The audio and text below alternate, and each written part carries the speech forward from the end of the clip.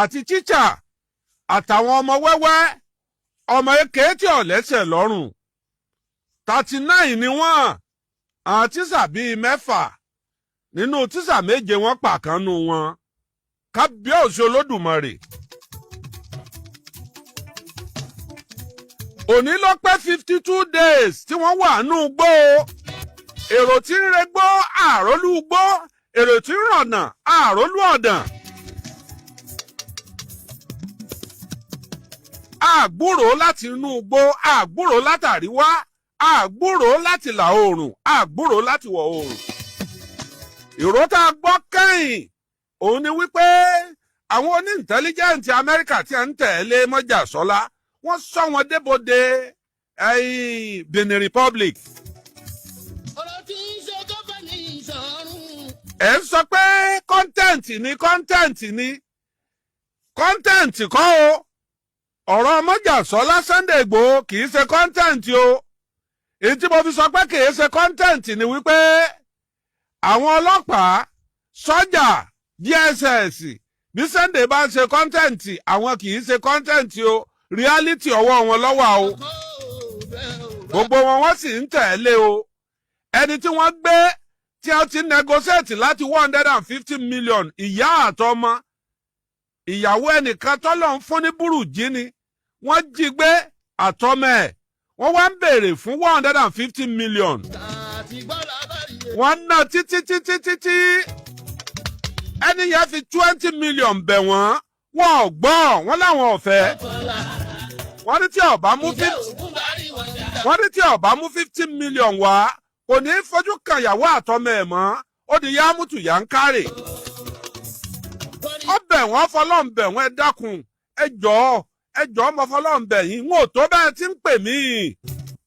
ẹ kọ́kọ́ bá mi tẹ́wọ̀ àdúrà yìí o. ẹ gba 20 million lọ́wọ́ mi. ṣé tí wọ́n ti wájú tẹ̀ sínú.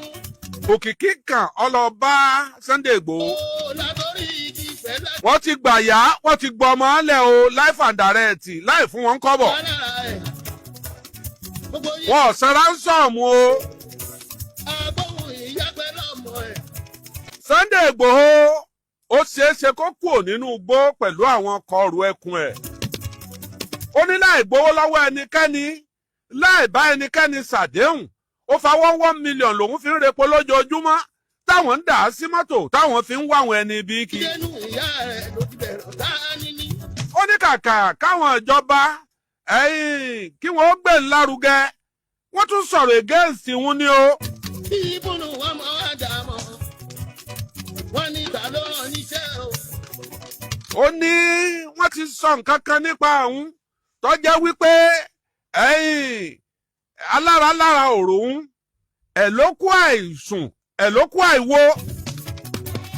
ó níjọba àpapọ̀ recognize òun IG ọ̀gá ọlọ́pàá recognize òun kò síbi tóun ó dé ní state tóun ó dé commissioner of police ibẹ̀ ní máa wá pàdé òun. àtìrẹ́wúrẹ́ tó bímọ. ó ní kí n bi wọ́n ní Kwara commissioner of police Kwara wá pàdé òun. bẹ́ẹ̀ náà ni commissioner of police ìpínlẹ̀ Ọ̀yọ́. wọn ò fúnra mẹ́ anybody. ó ní ṣùgbọ́n òun gbọ́ ìkéde kan tó bà òun lẹ́rù wípé àwọn ń danú gbóòrú àwọn ń ba nǹkan jẹ́ pé bọ́yá làwọn ò ní yọwọ́ pé kíjọba kúkú yanjú rẹ̀ fúnra wọn ná tí wọ́n bá sì yanjú tiwọn ná ìgbésẹ̀ táwọn náà bá fẹ́ gbé àtìjọba àpapọ̀ káwọn wá gbé. tẹ́rí pé òṣèlú ti wọnú kínní ń báyìí. Sunday ní kò síjọ́ tó dùn ó ṣe gìrìrìrì lálẹ́ àbí lọ́sàn-án àbí láàárọ̀ ó lómi gbígbóná ó sì jáde lójú òun. ọláwọn tó bá wà lẹ́gbẹ̀ẹ́ òun tójò bá fẹ́ rọ̀ wọ́n pé olóyè kí ló dé. ó lóun wọ́n sọ pé àwọn ọmọ tí ọ̀sẹ̀ tí ò rò nínú òjò ni wọ́n wà àwọn ọmọ bági jù ṣe rí. àwọn ọmọ tí ọ̀sẹ̀ tí ò rò ọ̀gá sọ́jà kan tí wọ́n gbé ejò lọ́sọ̀pa nínú igbó wọn ò sì fún lóògùn títí tọ́rọ̀ ejò fi tọ́ lára já tó fi kú. ọ̀gá pátápátá ni o tó ti káwọ́ tó ní ọ̀pọ̀lọpọ̀ ràwọ̀. ayé ò torí ẹ̀ parẹ́ ọ̀run ò torí ẹ̀ ya wálẹ̀. ó ní gbogbo wàhálà tó ń ti ṣe sẹ́yìn àsìkò tó yẹ kó wọ́n nasẹ̀ kó wọ́n tiẹ̀ máa sinmi kóun ó dúpẹ́ lọ́dọ̀ ọlọ́run pé àṣé ọlọ́run ó san òun lẹ́san rẹ̀ pẹ̀lú gbogbo wàhálà tí wọ́n fojú òun rí. Ó ní kó jẹ́ pé nínú ilé òun ó tún ti máa gbógun ti òun. Aṣojú òpó lẹ̀ bóyá ká bi Sunday léèrè pé sọfẹ́ kú ṣé ká bi ẹ̀yin aráàlú léèrè pé ṣé kí Sunday kó finú gbólẹ̀ àbí kó sì máa ṣakitiyan rẹ̀ lọ.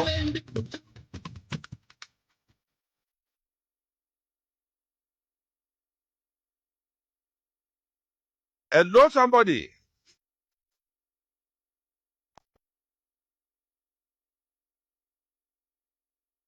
Zero 09123708675. 09123708675. Hello. Mo látọ̀dọ̀ Aláàfin. Hello, ẹ̀ka. Hello sà, Gàníyà ọ́fíìsì látọ̀dọ̀ Aláàfin. Ǹlẹ́ bàbá lọ́yọ̀ ńkọ́ o. Bàbá ẹ káàárọ̀. Ọba ẹlẹ́yọ̀ àjòrí. Bàbá wà ń bẹ̀ ẹ kú ètò. Ẹ ṣeun. Ok, àwa náà ní Sunday, àwa náà tún ní lónìí náà. Ọ̀dà. Tó bá tún di lọ́la, àwa náà ni. Ok, kólówó Sunday Ìgbòho. Ok, kọ́mọ̀ gbọ́n tẹ́lẹ́gẹ̀ sọ. Kí wọ́n dákun. No, kí wọ́n ti tẹ̀ láti. sí ojú òpó ilẹ̀ láti bú ẹnikẹ́ni o.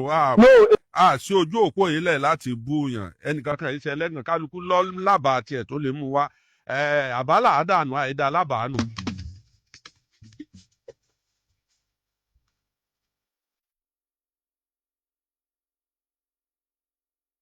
Ẹni tẹ́ kó balẹ̀ ń wá.